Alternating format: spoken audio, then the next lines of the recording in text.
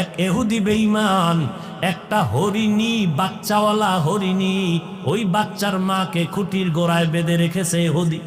হরিণীটাকে 3 দিন খুঁটির গোড়ায় বেঁধে রাখলো।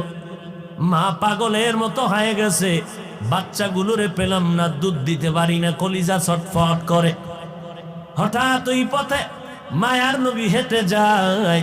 হরিণী আমার নবীরে মোহাব্বতের সালাম জানায় দিল। সালাম জানাই আবদার জানায়, রহমতের নবী একটু যদি দয়া করতেন, আমাকে একটু ছেড়ে দেন, আমি বাচ্চাগুলোরে দুগ্ধ পান করায় আনবো। নবী চিন্তায় পড়ে গেলেন, আমি যদি খুঁটির গোড়ার থেকে রশিটা ছেড়ে দেই তো মালিকের অনুমতি নেই, হবে না। এখন মালিকের অনুমতি আনতে যেতে হবে। মালিক হলো ইহুদি আর আমি হলাম রাহমাতুল লিল আলামিন।